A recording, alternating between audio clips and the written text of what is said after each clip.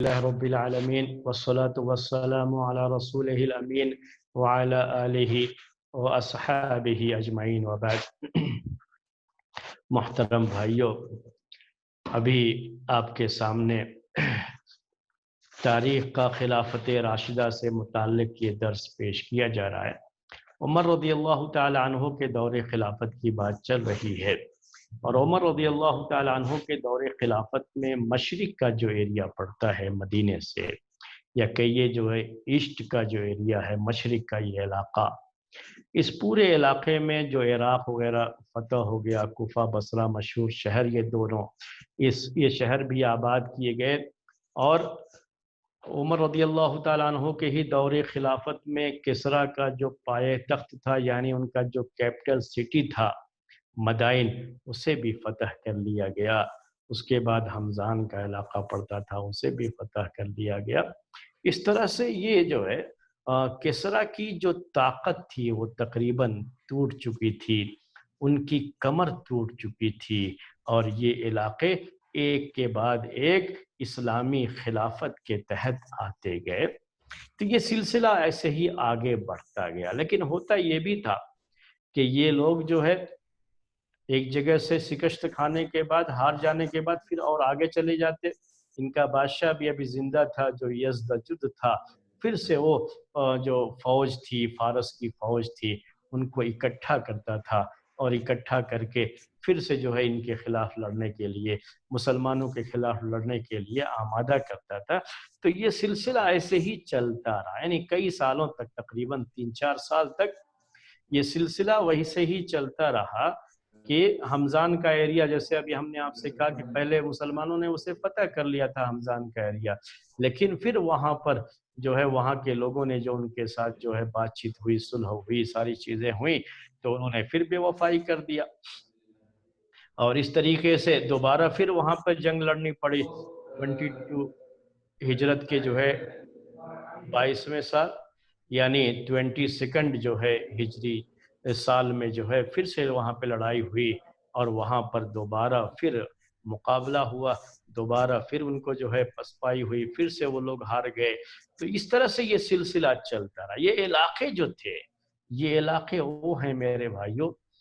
کہ جن علاقوں سے بڑے بڑے محدثین پیدا ہوئے ہیں، بڑے بڑے فقہا پیدا ہوئے ہیں، یعنی آپ اسلامی تاریخ میں جن کا نام سنتے رہتے ہیں اور جن کی خدمات کا آپ جو ہے تذکرہ سنتے ہیں، وہ لوگ اس علاقے کے تھے، یعنی اس علاقے کے رہنے والے، یہیں کے لوگ جو ہے بعد میں ایسے مسلمان ہوئے کہ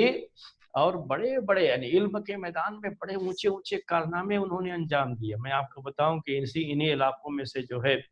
آذربائیجان، آج کل جو آپ نام سنتے رہتے ہیں، بہت کثرت سے آتا رہتا ہے آذربائیجان اور آرمینیا کا، ابھی جو تذکرہ آپ سنتے رہتے ہیں، اخباروں میں پڑھتے رہتے ہیں، جو ان کے درمیان ابھی تھوڑی جو ہے جھڑپ وغیرہ ہو رہی ہے آج کل، تو یہ آذربائیجان وغیرہ جو ہے یہی علاقے تھے، یعنی حمزان کا جو ابھی ہم نے ذکر کیا آپ کو، تو اسی سے جو ہے جڑے ہوئے یہ سب بھی جو ایریے تھے آذربائیجان وغیرہ کے ایریے، اور اسی زمانے میں یہ سارے علاقے فتح کیے گئے تھے۔ ہلو،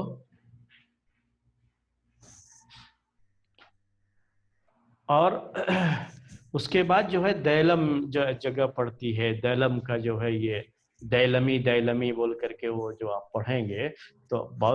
بعض بڑے مشہور محدثین ہیں، وہ دیلمی کر کے آپ پڑھیں گے تو وہی دیلم کے علاقے کے تھے، وہ جو ہے جیسے امام بخاری بخارا کے علاقے کے، تو یہ دیلم کے علاقے کے، تو یہ سب علاقے اسی وقت جو ہے فتح ہوتے جا رہے تھے اور فتح ہوئے ہیں۔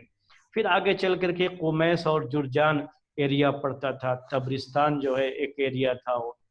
تو یہ چھوٹی چھوٹی جو ہے یعنی بہت معمولی جھڑپیں ہوئیں۔ اسلامی فوج اب جب آگے بڑھ رہی تھی، معمولی جھڑپیں ہوتی جا رہی تھی، اور وہاں بڑی آسانی سے یہ سب علاقے جو ہے فتح ہوتے گئے۔ تو آپ جانتے ہیں جرجانی جو ہے بہت مشہور جو ہے یہ نام ہے، محدثین میں سے بھی ہیں ایسے لوگ جو ہے، اور مشہور جو ہے عربی لینگویج کی جو کتابیں ہیں اس کے بھی یہ نام بہت مشہور ہے، جرجانی ایسے کہا جاتا ہے۔ تو یہ جرجانی کیا ہے؟ وہی جرجان کے رہنے والے، تو یہ جرجان کا علاقہ بھی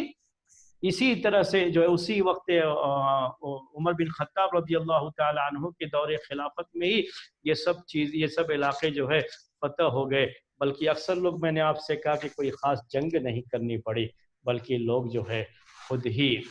صلح کر لیتے تھے اور اسلامی حکومت کے ماتحت ہوتے جا رہے تھے۔ یہ سلسلہ جو ہے چلتا گیا۔ اس کے بعد ترکوں کا ایریا آیا، تو عمر رضی اللہ تعالیٰ عنہ کے ہی دور خلافت میں جب اس علاقے سے فارغ ہوئے تو آگے وہ ترکوں کا ایریا تھا، تو ترکوں سے بھی لڑائی ہوئی، اور وہاں پر بھی اس زمانے میں بھی جو ہے یہ سلسلہ چلا، اور عثمان رضی اللہ تعالیٰ عنہ کے دور خلافت میں وہ ترک پوری طریقے سے ترک کے علاقے جو ہے بعد میں آئے تھے، لیکن یہ سلسلہ عمر رضی اللہ تعالیٰ عنہ کے دور خلافت میں ہی شروع ہو گیا تھا۔ خراسان کا جو ایریا ہے، خراسان کا ایریا بہت بڑا ایریا مانا جاتا تھا، تو خراسان کا یہ ایریا بھی جو بہت بڑا ایریا تھا، اور جہاں سے کافی محدثین بھی اس کے بعد پیدا ہوئے ہیں خراسان کے اس علاقے سے، تو اس علاقے میں بھی جھڑپیں جو ہے تھوڑی بہت ہوتی رہیں علاقے میں، اور بہت معمولی سی جو ہے چیزیں ہوتی رہیں، اور یہ سب علاقے بھی اسلامی حکومت کے ماتحت ہوتے گئے۔ تو آہستہ آہستہ یہ سارے علاقے اسلامی فوج کے ماتحت ہو گئے، اور مشرق کی طرف اسلامی فوج اتنا آگے بڑھ گئی تھی کہ جو ہے سجستان کا علاقہ، سجستانی امام ابو داؤد رحمۃ اللہ علیہ، جو کہ حدیث کی جو 6 مشہور کتابیں ہیں ان میں سے ایک جو ہے امام ابو داؤد رحمۃ اللہ علیہ کی کتاب جو ہے سنن ابی داؤد، آپ سنتے ہیں، وہ یہیں کے رہنے والے تھے، سجستان کے، تو جو ہے وہ سجستان کا علاقہ بھی، کرمان کا علاقہ بھی، مکران کا علاقہ بھی، اور جو ہے کرد جو لوگ تھے ان کے ساتھ بھی جو ہے جنگیں ہوئیں، معمولی جھڑپیں ہوئیں بس جو ہے، اور یہ سارے علاقے بھی اسلامی حکومت کے ماتحت آ گئے، پورا جو ہے علاقہ اسلامی حکومت کے ماتحت آ گیا جو، اور اس طریقے سے یہ جو مشرق کے علاقے میں فتوحات ہوئی تھیں عمر رضی اللہ تعالی عنہ کے دور خلافت میں، وہ فتوحات یہاں تک پہنچ گئی تھیں، اور جو ہے اللہ تبارک و تعالیٰ کا فضل و کرم رہا کہ کافی اندر تک یہ جو ہے یعنی فتوحات کا یہ سلسلہ جو ہے چلا تھا۔ اب اس کے بعد یہ تو پھر اس کے بعد عمر رضی اللہ تعالی عنہ کی وفات ہو جاتی ہے، پھر عثمان رضی اللہ عنہ کا دور خلافت آتا ہے، یہ جو ہے مشرق کے علاقے تک، یہ مشرق کے علاقے میں یہیں تک فتوحات کا سلسلہ آگے بڑھا تھا، یہ خراسان وغیرہ کا ایریا، آذربائیجان وغیرہ کا ایریا پورا جو ہے اسلامی خلافت میں آ چکا تھا۔ اب یہ ایک طرف کی بات ہو گئی تھی، شام کا جو ایریا تھا، سیریا جسے آج کل آپ کہتے ہیں، اور یہ جو فلسطین وغیرہ کے ایریے ہیں، یہ سب جو ہے شام کا علاقہ، یہ مدینے سے ہی اعتبار کیا جاتا تھا اس کا، تو یہ شام کا یعنی نارتھ کا ایریا کہہ لیجیے جو ہے، تو یہ علاقہ، اس علاقے میں بھی فتوحات کا جو سلسلہ رہا عمر رضی اللہ تعالیٰ عنہ کے دور خلافت میں، ہم اس سلسلے کو وہاں چھوڑ کر کے آ گئے ہیں اور ادھر جو ہے بیان کرتے رہے۔ ابو عبیدہ بن جراح جو ہے وہاں پر جو بعد میں خالد بن ولید رضی اللہ تعالی عنہ کے بعد ان کو جو ہے فوج کا کمانڈر بنایا گیا تھا، تو وہ سلسلہ اب تھوڑا آگے بڑھتا ہے، وہ بھی تھوڑا آگے بڑھتا ہے، وہاں بھی فتوحات کا سلسلہ چلتا ہے، تو ہم انشاءاللہ اب درس میں اس سلسلے کو آپ کے سامنے پیش کریں گے۔ پھر مصر کے علاقے میں بھی عمر رضی اللہ تعالی عنہ کا جو کے دور خلافت میں مصر کے علاقے میں جو علاقے جو ہے فتح ہوئے، اور آگے کس طریقے سے اسلامی فوج بڑھی ہے، کیونکہ مصر کا علاقہ آپ جانتے ہیں کہ یہ جو ہے پھر جو ہے افریقن کنٹریز میں یہ آ جاتا ہے، اور افریقی بر اعظم جو ہے آپ جانتے ہیں اس میں یہ علاقے جو ہے شمار کیے جاتے ہیں، تو مصر کی طرف کس طرح سے پیش قدمی ہوئی تھی وہ ذکر بھی آپ کے سامنے آئے گا، لیکن اس سے پہلے میں آپ کے سامنے آج کے درس میں خاص طریقے سے یہ جو پورا سلسلہ چلا فتوحات کا، اس پورے سلسلے سے ہمارے لیے اس میں درس کیا ہے، نصیحت کی بات کیا ہے ہمارے لیے، یہ چیزیں ہیں جو ہم تو اسی مقصد سے نہ تاریخ پڑھتے ہیں. ہمارا مقصد تو یہی ہے تاریخ پڑھنے کا. ہمارا مقصد صرف یہ کیا ہے، اس کی تاریخ یاد کرنا نہیں ہے. ہم کوئی جنرل نالج کے طور پر تو نہیں اس کو پڑھتے ہیں. اس میں ہمارے لیے نصیحت کی کیا باتیں ہیں، عبرت کی کیا باتیں ہیں، سبق کیا ہے ہمارے لیے، وہ سب چیزیں جاننے کے لیے ہی جو ہم اسے پڑھتے ہیں. تو سب سے پہلی بات جو ہے اللہ تعالیٰ کی سنت،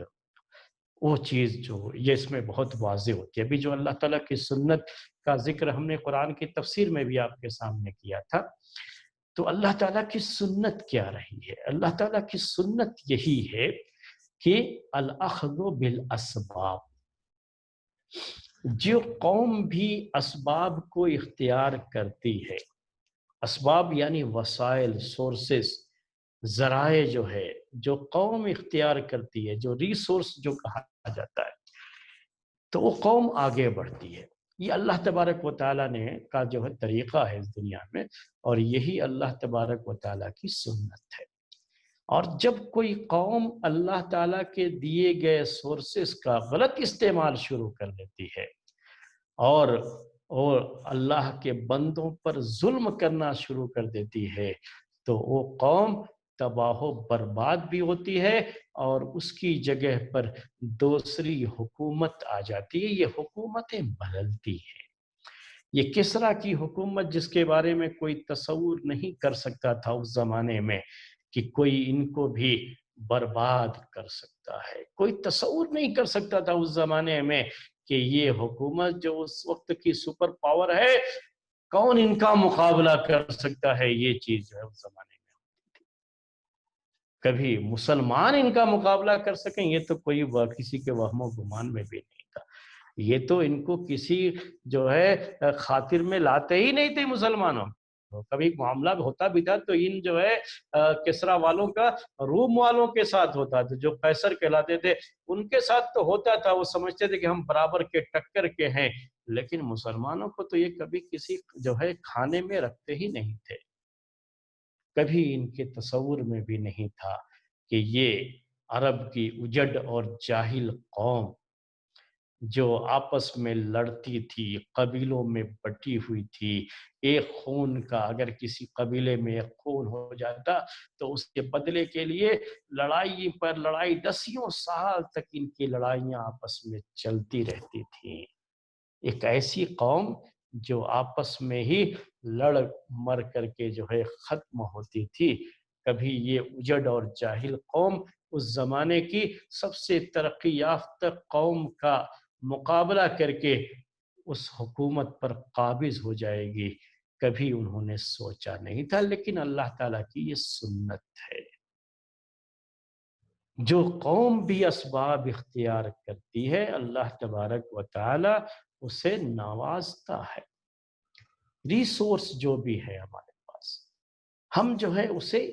استعمال کریں، اس کو یوز کرنا، یہ اللہ تعالیٰ نے ہمارے لیے ہی نہ پیدا کیا ہے، ہمیں اس کے لیے تیار رہنے کے لیے کہا ہے. قرآن میں اللہ تعالیٰ کا اس کے بارے میں حکم ہے، وَأَعِدُّ لَهُم مَّا اسْتَطَعْتُم مِّن قُوَّةٍ وَمِن رِّبَاطِ الْخَيْلِ تُرْهِبُونَ بِهِ عَدُوَّ اللَّهِ وَعَدُوَّكُمْ. یہ اللہ تعالیٰ کا حکم ہے کہ آپ ان کے لیے تیار رہو یا تیاری کرو. اسباب جو اللہ تعالیٰ نے تمہیں دے رکھے ہیں ان اسباب کو اپناؤ. آپ پوری جو ہے یہ تاریخ ہم نے آپ کے سامنے بیان کی ہے، پوری تاریخ پر نظر ڈالیے تو آپ کو یہ چیز بہت واضح طور پر نظر آئے گی اس میں کہ کس طریقے سے یہ مسلمان پوری تیاری کے ساتھ جو بھی اللہ تعالیٰ نے ان کو دے رکھا ہے، جتنے میں بھی ہیں، وہ پوری تیاری کے ساتھ سامنے والے پر حملہ کرتے تھے. ایسا نہیں تھا، کہیں بھی آپ نے نہیں پڑھا ہوگا پوری تاریخ میں نے جو تاریخ آپ کو بتائی ہے، کہیں کبھی ایسا آیا کہ جو ہے عمر بن خطاب رضی اللہ تعالیٰ عنہ مسجد نبوی میں بیٹھ گئے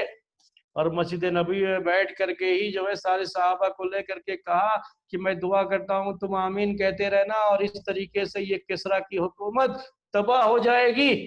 نہیں. کبھی ایسا ہوا؟ نہیں ہوا. فوج پر فوج بھیجتے رہے، اور صرف یہی نہیں کہ فوج بھیج کر کے اور دعا کرتے ہوئے بیٹھ گئے، ایسا نہیں ہوا۔ میں یہ بات بھی آپ کے سامنے کلیئر کر دوں کہ میں یہ دعا کی جو ہے اہمیت کو کم کرنے کے لیے یہ بات نہیں کر رہا ہوں۔ دعا ہمارے لیے بہت بڑا ہتھیار ہے، اور دعا یہ ہمارے لیے عبادت، اور دعا کا ہمیں اجر و ثواب ملتا ہے، اور ہر حال میں ہمیں دعا کرنی ہوتی ہے۔ میں وہ نہیں کہہ رہا ہوں، لیکن جو نصیحت کی بات ہے وہ آپ کو پیش کر رہا ہوں کہ ایسا کیا کیا عمر رضی اللہ تعالیٰ عنہ نے؟ نہیں کیا۔ فوج کو بھیج دیا، چلو اسباب اختیار کر دیا، فوج کو بھیج دیا، اب اس کے بعد صرف دعا کرتے ہوئے بیٹھ گئے؟ نہیں۔ کیا کرتے تھے اس کے بعد عمر رضی اللہ تعالیٰ عنہ؟ اس کی خبر کیا ہے، یہاں سے پورا کیا کہتے تھے، وہاں سے آپ لکھ کر کے بھیجو کیا صورتحال ہے، اس کے بعد یہاں سے پورے طریقے سے ان کو گائیڈ کرتے تھے، یعنی مدینے میں رہتے ہوئے گویا کہ وہ بھی اس پہ شریک ہوتے تھے، مصلی پر صرف بیٹھ کر کے دعائیں نہیں کرتے تھے۔ یہ چیز ہوتی تھی، یہ ہے اسباب کو اختیار کرنا، اسباب کو اختیار کرنا۔ اسباب کو اختیار کیے بغیر دعا بھی اللہ تعالیٰ قبول نہیں کرتا ہے، یہ اللہ تعالیٰ کا طریقہ ہے۔ اگر ایسا ہوتا کہ صرف اسباب کو اختیار کیے بغیر دعائیں کرنے سے اللہ تعالیٰ جو ہے اپنی مدد نازل فرما دیتا تو کبھی بھی جنگ کے میدانوں میں فوج بھیجنے کی ضرورت نہیں پیش آتی تھی، کبھی نہیں۔ اس کی ضرورت کیا تھی؟ کچھ بھی نہیں۔ لیکن معلوم تھا اس وقت، لوگوں کو اچھی طرح سے معلوم ہے، سارے مومنین کو، خلفائے راشدین کو معلوم ہے کہ ہم جب تک خود نہیں جائیں گے مقابلے کے لیے تب تک اللہ تعالیٰ کی مدد بھی نہیں آئے گی،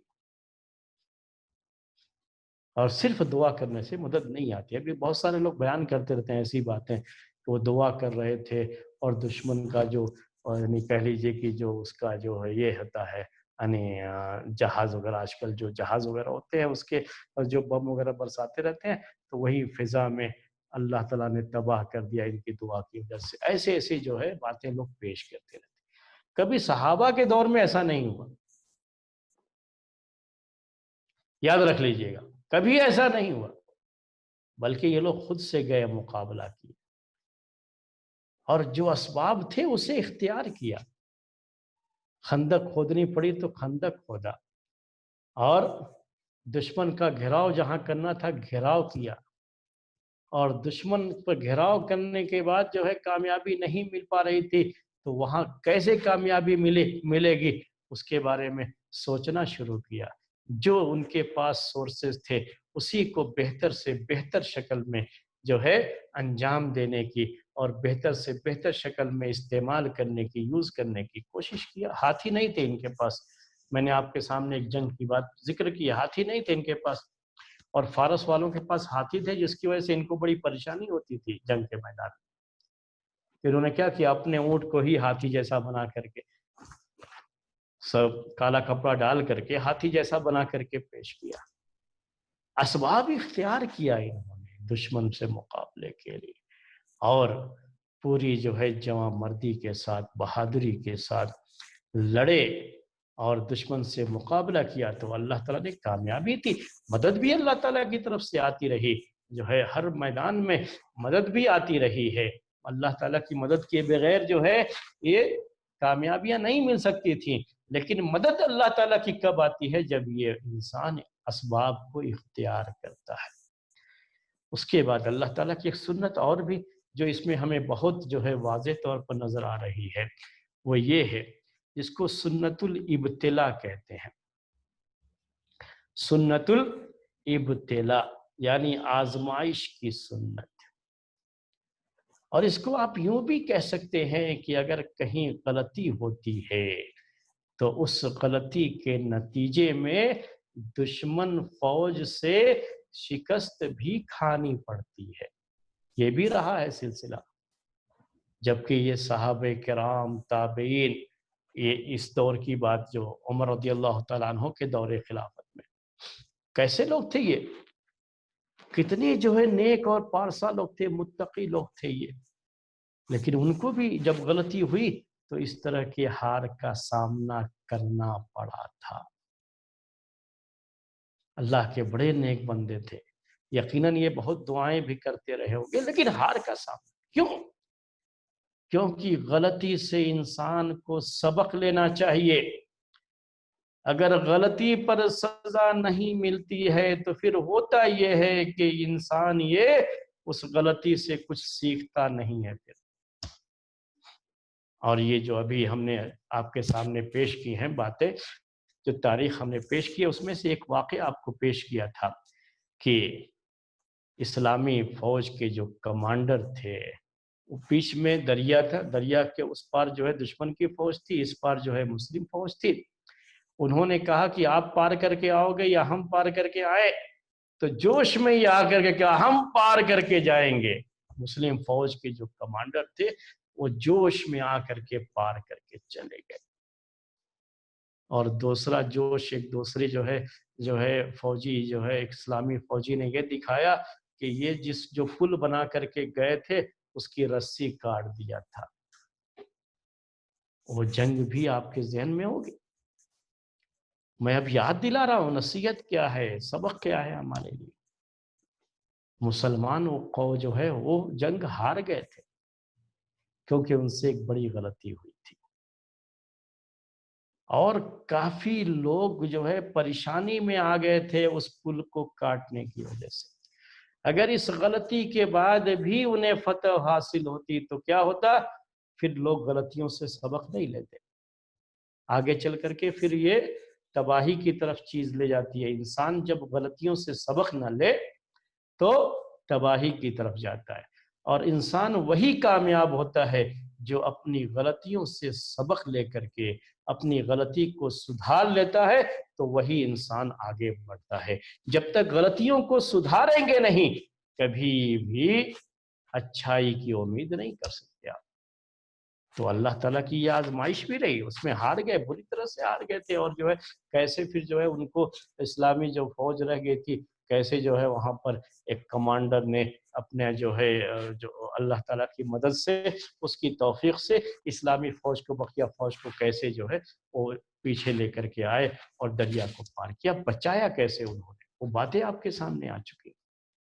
اور ہمیں وہ بھی یاد ہے جب احد کی لڑائی کا موقع تھا، احد کی لڑائی میں کیا ہوا تھا؟ کون لوگ تھے؟ یہ صحابہ تھے، خود اللہ کے رسول صلی اللہ علیہ وسلم تھے، موجود تھے۔ فتح بھی حاصل ہو چکی تھی دشمن پر، سب کچھ ہو چکا تھا، لیکن ایک معمولی سی غلطی ہوئی تو یہ بازی پلٹ گئی، اور دشمن نے جو پلٹ کر کے حملہ کیا اس کی وجہ سے اسلامی فوج پریشانی میں آ گئی تھی۔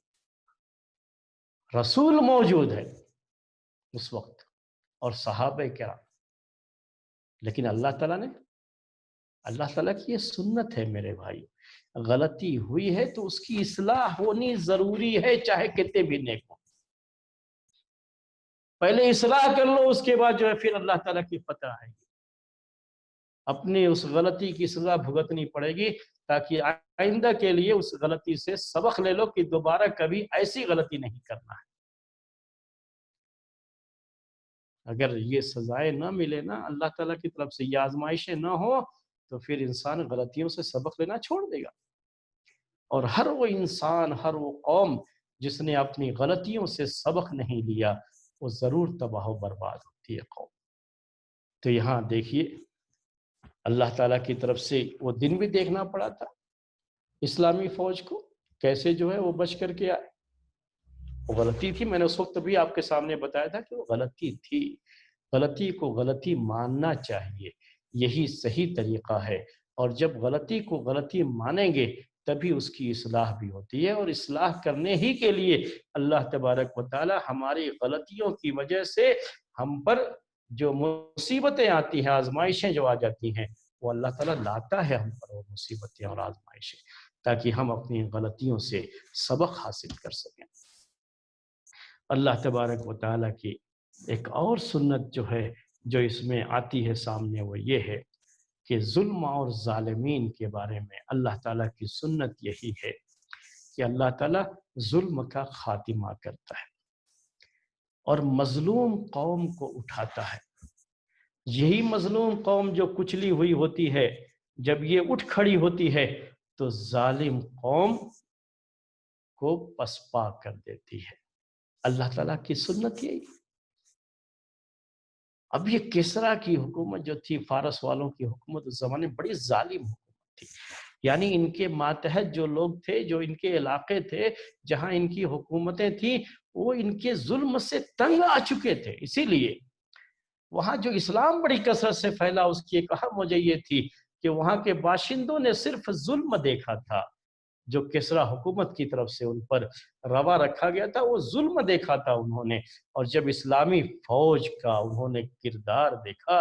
اسلامی فوج کا انصاف دیکھا،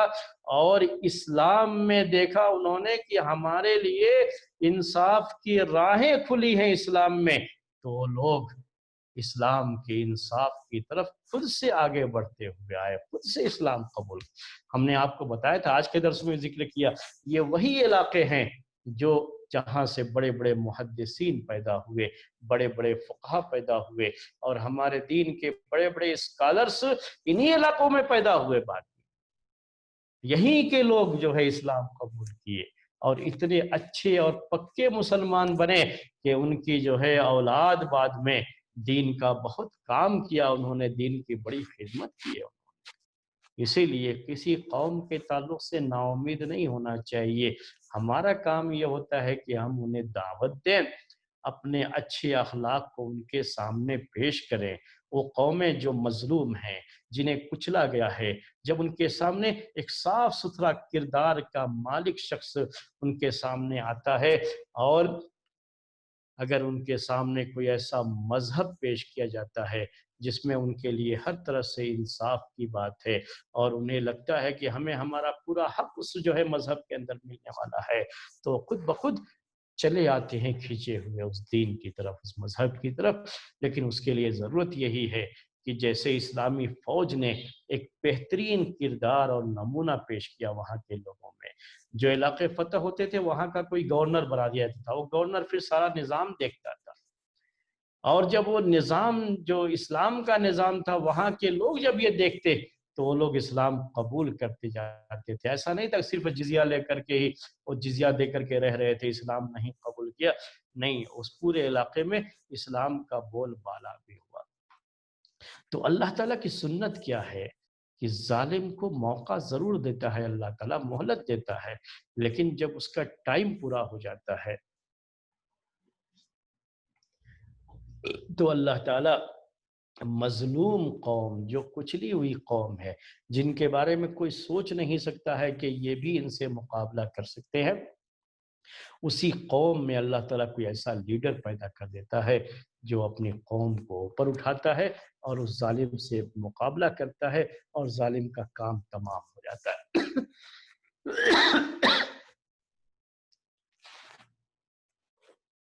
یہ ساری چیزیں ہوتی ہیں، جب مقابلے کے لیے اٹھتے ہیں نا، تبھی جا کر کے اللہ تعالیٰ کی طرف سے مدد بھی آتی ہے اور ظالم کا کام تمام ہو جاتا ہے۔ اللہ تعالیٰ کی ایک سنت اور بھی سمجھ میں آتی ہے، اور یہ سنت ہے مترفین کے بارے میں۔ قرآن میں اللہ تبارک و تعالیٰ نے یہ ذکر فرمایا ہے کہ جب ہم کسی بھی آبادی کو ہلاک کرنا چاہتے ہیں تو وہاں پر مترفین کو، یعنی ایسے لوگ جن کے پاس مال و دولت کی کثرت ہوتی ہے اور اللہ تعالیٰ کی ان نعمتوں کا غلط استعمال ہوتا ہے،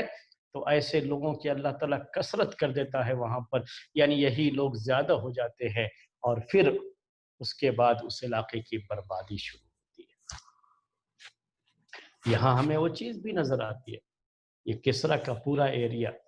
بار بار جنگوں میں بات آئی کہ جب یہ علاقہ فتح ہوا تو ہیرے جواہرات کیسے برتنوں میں، بڑے بڑے برتنوں میں جو ہے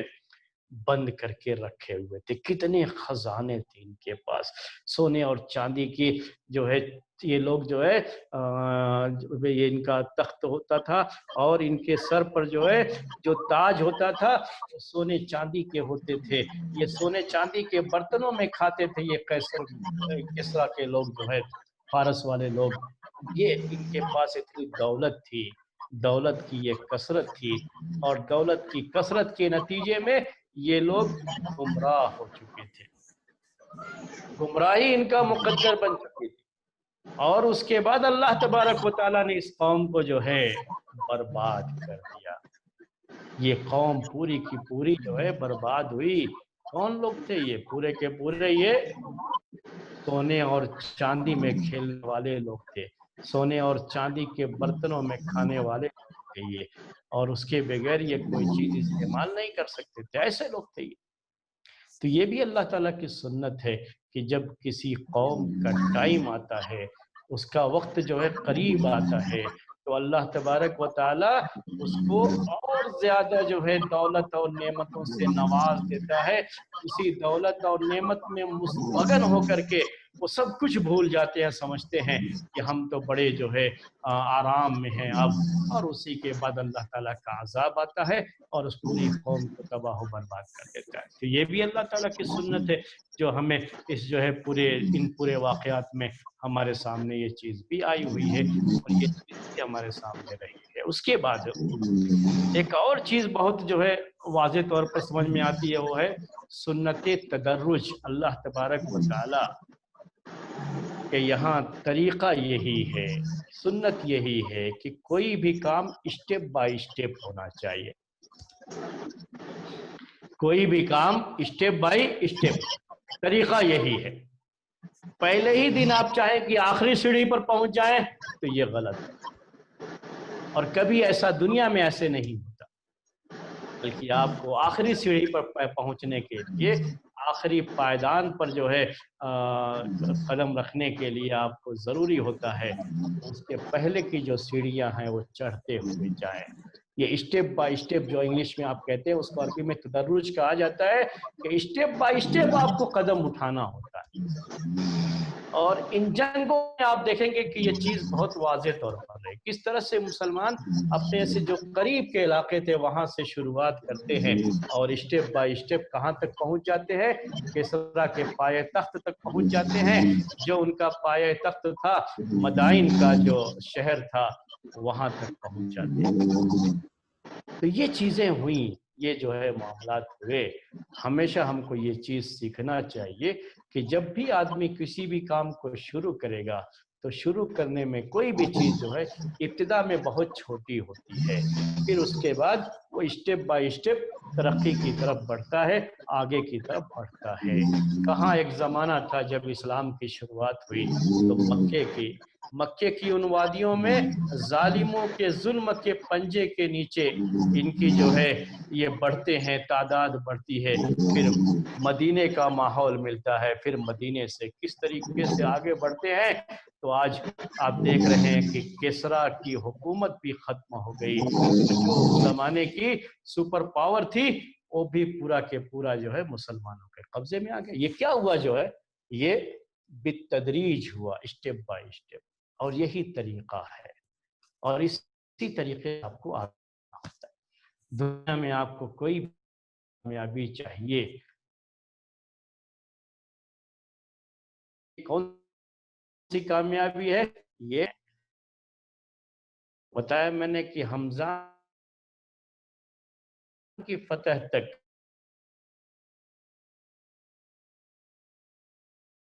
دائیں تھی، اس بالکل جو ہے اپنے کے بعد جو دوسرے علاقے تھے اصل طاقت تو ان کی ٹوٹتی، یہی طریقہ ہے، یہ بھی جو ہے طریقے کو اپنانا ہوتا ہے۔ دنیا میں آپ چاہتے ہیں کہ آپ ترقی کریں تو آپ کو اس طریقے کو اپنانا پڑے گا۔ کبھی بھی ایک ہی دن میں آپ چاہیں گے کہ ہم بہت سارا کچھ حاصل کر لیں تو اس سے کچھ حاصل نہیں ہوتا ہے اور کوئی فائدہ نہیں ہوتا ہے۔ صحیح ہے کہ اس سے کوئی فائدہ نہیں ہوتا۔ آج کل کیا ہوتا ہے کہ ہمارے بہت سارے بھائی لوگ، اور ہم جو ہے ہم مسلمان لوگ کیا دھوکہ بہت جلدی کھا جاتے ہیں، تو بہت سارے بھائی لوگ اس طرح کے کورسز چلاتے رہتے ہیں، کرش کورسز، جو ایک مہینے میں عربی سیکھ گئے، ایک مہینے میں یہ ہو گیا، ایک 2 مہینے میں 3 مہینے کا یہ کورس، کچھ بھی حاصل نہیں ہوتا ہے۔ اصل کیا ہے؟ کوئی بھی چیز سیکھنے کے لیے اس میں بھی ہوتا ہے کہ ہر چیز کے لیے جو ہے وہ بالتدریج یعنی اسٹیپ بائی اسٹیپ جو ہے ایک چیز کو جو ہے حاصل کیا جاتا ہے، تو وہ ضروری ہوتا ہے، اب اس کو اسی طریقے سے چلنا پڑے گا۔ پھر ہوتا کیا ہے اس کے بعد جو ہے کہیں ایک جگہ پڑھتے رہے، وہ پہلے اسٹیپ میں ابھی آئے تھے، دوسرے اسٹیپ کی نوبت نہیں آئی تو چھوڑ دیے، تو پھر دوسری جگہ گئے تو معلوم ہوا کہ وہاں بھی پہلے اسٹیپ میں ہے، تو اس طرح سے پہلے ہی اسٹیپ میں رہ گئے، آگے بڑھتے ہی نہیں۔ جہاں سنتے ہیں کہ ہاں یہاں یہ کہا جا رہا ہے، یہ جو ہے ہم بہت جلدی سکھا دیں گے آپ کو اتنے دنوں میں، کہیں کچھ نہیں ہوتا ہے۔ وہ سیکھنے والوں کے اوپر چیزیں ہوتی ہیں، اور سکھانے والا کیسے اس کو اسٹیپ بائی اسٹیپ لے کر کے آگے بڑھتا ہے، اس کے اوپر ڈیپینڈ ہوتی ہے چیز، تو انسان آگے بڑھتا ہے۔ تو کہیں بھی اس طرح کے جو اعلانات سنتے ہیں نا آپ، تو بڑی جلدی جوش میں آ کر کے جو ہے چلو اس کو جو ہے جوائن کر لیتے ہیں، جوائن کرنے کے بعد جب وہ ٹائم ختم ہو جاتا ہے نا، تو کون پوچھتا ہے کہ کیا حاصل ہوا اور کیا حاصل نہیں ہوا، وہ چیز ویسے ہی رہ جاتی ہے۔ تو دین کا علم بھی کبھی بھی یہ ورکشاپ ایک دو دن کا کر لینے سے دین کا علم نہیں حاصل ہوتا ہے، یہ تو صرف جو ہے ایک پکنک ہو جاتی ہے، اس کے علاوہ کچھ نہیں ہوتا ہے۔ آپ کو حقیقت میں دین کا علم حاصل کرنا ہے تو آپ کو ایسے ہی اسٹیپ بائی اسٹیپ دروس جو ہے یہ جو ہوتے ہیں، جو چلتے رہتے ہیں، مسلسل چلتے رہتے ہیں، اس سے صحیح معنی میں علم حاصل ہوتا ہے، اور آہستہ آہستہ یہ علم حاصل ہوتا ہے۔ یہ ویسے ہی ہے، جس کی میں مثال دوں آپ کو، کہ آپ کھانا کھاتے ہیں، آپ ایک مہینے کا کھانا ایک ہی دن میں کھا لیں گے اور کہیں گے کہ اب میں ایک مہینے تک نہیں کھاؤں گا تو میرا جو ہے میری طاقت باقی رہے گی؟ نہیں، آپ ایک مہینے کا ایک دن میں نہیں کھا سکتے میرے بھائیو، آپ ہضم نہیں کر سکتے اس کو، کوئی فائدہ نہیں ہوگا، آپ کے جسم کو وہ کھانا نہیں لگے گا، کوئی فائدہ نہیں ہوگا۔ نہیں، جو طریقہ ہے اسی طریقے سے چلیے، اسٹیپ بائی اسٹیپ۔ یہ جو ورک شاپ کا سلسلہ دنیا میں شروع ہوا ہے، یہ حقیقت میں اس سے علم کمزور ہوا ہے اور کوئی فائدہ نہیں ہوا ہے اس کا، اس سے علم میں کمزوری آتی ہے۔ یہ چند باتیں تھیں میرے بھائیوں، تاریخ کے اس درس میں ہم نے آپ کے سامنے پیش کیا۔ انشاءاللہ اب اگلے درس سے آپ کے سامنے شام کے علاقے میں عمر رضی اللہ تعالیٰ عنہ کے دور خلافت میں جو فتوحات ہوئی، شام کا علاقہ کیا ہے؟ وہی سیریا اور جو آپ کے فلسطین وغیرہ کا جو ایریا ہے جو ابھی، اور جو جارڈن، فلسطین وغیرہ کا، یہ سب ایریے جو ہے عمر رضی اللہ تعالیٰ عنہ کے دور خلافت میں اس سائیڈ میں جو ہے فتوحات کا سلسلہ کہاں تک آگے بڑھتا، یہ روم کے ماتحت تھا۔ ایک طرف کسرا کا علاقہ تھا جو کہ ہم نے فارس کا علاقہ، وہ ہم نے آپ کے سامنے پیش کر دیا۔ اب یہ دوسری جو سپر جو ہے پاور تھی اس زمانے کی، اس کے بارے میں جو ہے سلسلہ انشاءاللہ آئندہ ہفتے سے آپ کے سامنے پیش کیا جائے گا۔ اب ہمارے پاس عربی کی ایک کلاس ہے، جو چاہے اس میں شرکت کرے۔ عربی کی اس کلاس میں جو بھی اس میں شرکت کرتے ہیں، کتاب جو آپ کے پاس ہے اس کتاب کو اپنے سامنے رکھ کر کے پڑھنا شروع کیجیے۔ میں جو ہے ذرا